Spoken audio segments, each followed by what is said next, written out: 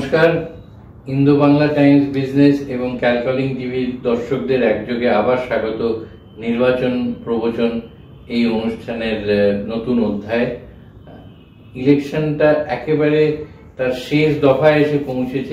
আজকে আমরা আর কোনো যাকে বলে সংখ্যাতত্ত্বের বিশ্লেষণ বা প্রেডিকশন, ভবিষ্যৎবাণী, ভোটের ভবিষ্যৎ এইসবের দিকে না গিয়ে রাস্তাঘাটে যা শোনা যাচ্ছে, সাধারণ মানুষ, আমজনতা কি বিষয়টা নিয়ে বেশি আলাপ আলোচনা করছেন, এইটা নিয়ে একটু জাস্ট আলোকপাত করার চেষ্টা করব।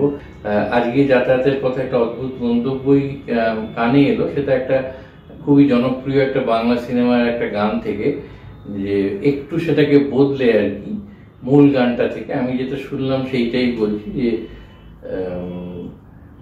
কথা বলো না, শব্দ করো না, ভগবান নিদ্রা গিয়েছেন, গোলযোগ সইতে পারেন না। এটা ছিল মূল গানটা। কিন্তু আজকে এই গানটারই যেটা চলছে সেটা হচ্ছে যে কথা বলো না, কথা কইও না, শব্দ করো না, পরমাত্মা ধ্যানে গিয়েছেন, গোলযোগ সইতে পারেন না।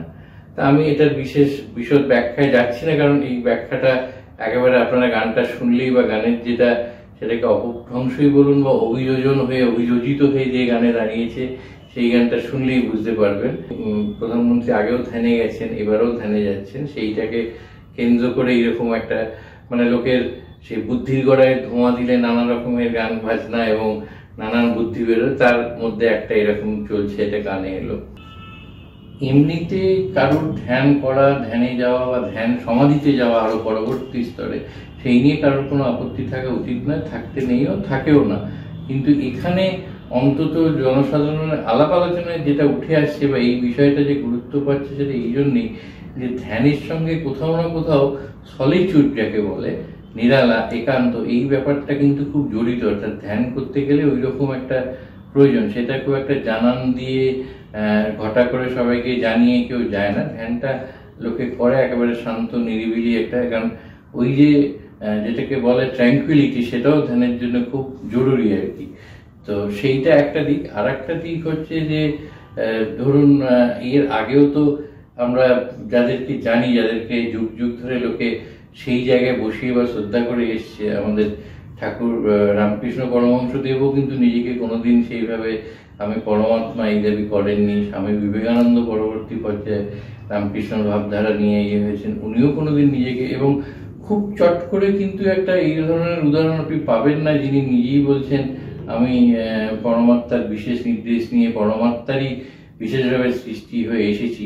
অতএব এটার মধ্যে কোথাও এরকম একটা নেই তো, যখন ওই রাম মন্দির পুনর্নির্মাণ বা ওখানে রাম প্রতিষ্ঠা করা, রামলালার পরবর্তী পর্যায়ে যেটা আশা করা হচ্ছিল যে এরপরেই আপকি বার 400 বার হবে, সেইটা যখন দেখা গেল ওইভাবে স্ট্র্যাটেজিটা ক্লিক করছে না, তখনই ওই রামকে ছেড়ে নিজেকেই একটা ওই লেভেলে তৈরি দিয়ে যদি কোনো একটা যাকে বলা যায় একটা ভাবাবেগ তৈরি করা, সেই চেষ্টা নয় তো এইরকম আলাপ আলোচনাও কিন্তু ভেসে বেড়াচ্ছে। এবং এই ভেসে বেড়ানোর মধ্যে থেকেই একটা দীর্ঘ সময় যেমন প্রধানমন্ত্রী নরেন্দ্র মোদীকে লোকে একটা হাই পেডেস্টালে রাখতো, সেইখান থেকে এই যে কৌতুক করা, মিম করা, কার্টুন বানানো, এইগুলো কিন্তু শুরু হয়ে গেছে। এবং যারা সমাজ মাধ্যমে নিয়মিত চোখ রাখেন তারা দেখবেন কিন্তু এই পরমাত্মা পরবর্তী অধ্যায়েও কিন্তু এই বিষয়টাকে ধরেই নানান রকমের একটা কৌতুক বা এটাকে ব্যঙ্গ করা, এগুলো শুরু হয়েছে, যেটা হয়তো অতটা কাঙ্ক্ষিত বা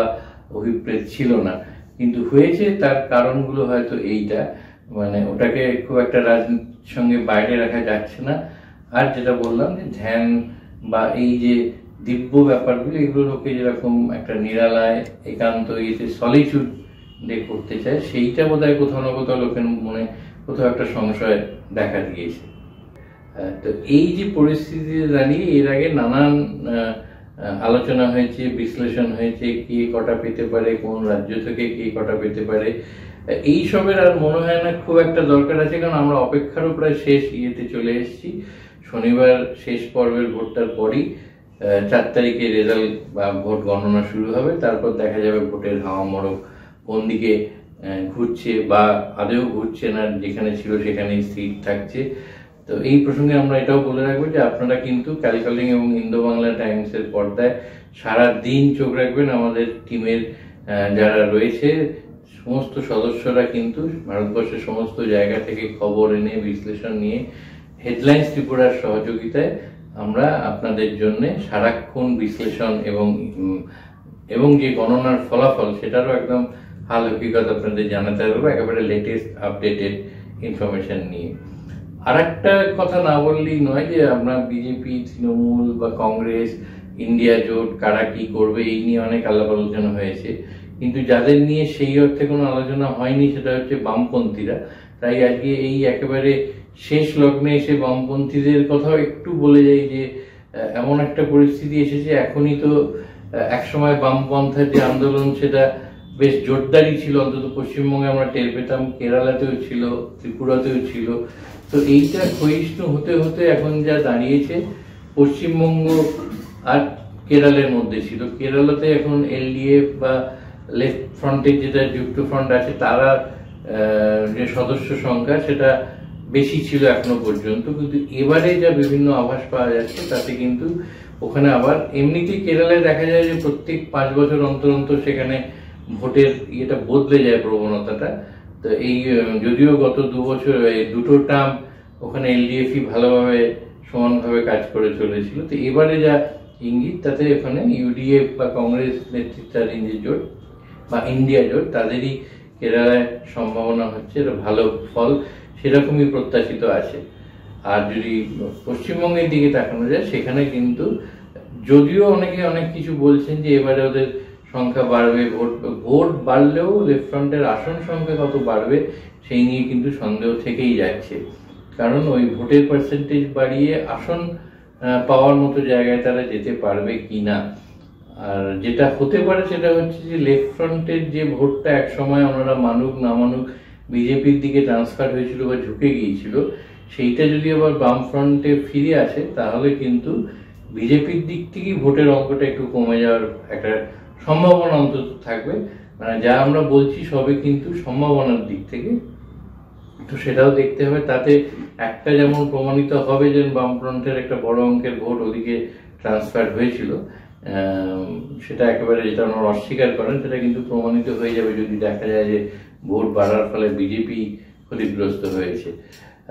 কিন্তু লক্ষ্য রাখতে হবে যে বামফ্রন্টের বা বামপন্থার এই যে আন্দোলন, সেই আন্দোলনটা একেবারে তলানিতে এসে ঠেকবে কিন্তু যদি আমরা এখন যে আভাস পাচ্ছি সেই রকম ফলাফল হয় বামফ্রন্টের, তাহলে কি কোনোদিন আর বামপন্থা বা এই যে বাম আন্দোলন সেটা ঘুরে দাঁড়াতে পারবে সেই প্রশ্ন চিহ্নও দাঁড়াবে। এবং তাদের যেগুলো মানে পারিপার্শ্বিকতা থেকে যে ইঙ্গিত পেয়ে তাদের বদলানোর যে কথা, সেটা কতটা তারা বদলাতে নিজেদের পেরেছে সেইটা নিয়েও তাদের কিন্তু ভাবতে হবে। এবং এই যে প্রত্যেকবার তারা একটা কনফিউজিং একটা সিগন্যাল দেয় সাধারণ ভোটারদের কাছে যে এখানে আমরা একসঙ্গে কংগ্রেসের সঙ্গে জোট করে ভোট করছি, কেরালায় কংগ্রেসের সঙ্গে লড়ছি, ওনারা হয়তো ওই কৌশল করে অনেক কিছু করতে চান, কিন্তু এই কৌশলী জিনিসটার বার্তাটা বোধহয় ভোটারদের কাছে খুব একটা ভালো যায় না, সেটাও আমাদের একটা বোঝার সময় এসছে। যে কোনো একটা ক্লিয়ার কাট একটা ক্ল্যারিটি থাকা দরকার, সেই ক্ল্যারিটিটা নিয়ে ভোটে লড়লেই বোধহয় ভালো হয়। এবং আলটিমেটলি বাম আন্দোলন আবার এদেশে বা অন্তত পকেট কয়েকটা রাজ্যে ফিরে আসবে কিনা সেইটাও নির্ভর করবে তারা কতটা নিজেদের সময়ের উপযোগী করে বদলাতে পারছেন এবং নিজেদের সময় উপযোগী করে তুলে ধরতে পারছেন ভোটারদের কাছে। তো আমরা এই সমস্ত বিষয়ের উপরই লক্ষ্য রাখবো, আগামী কদিন তো রাখবোই, 4 তারিখেও সারাক্ষণ ভোটের ফলাফলের দিকে নজর রাখবো। আপনারাও কিন্তু ক্যালকলিং এবং ইন্দো বাংলা টাইমসের পর্দায় নজর রাখুন ভোটের একেবারে সর্বশেষ আপডেট এবং বিশ্লেষণ এইটা জানার জন্য। নমস্কার।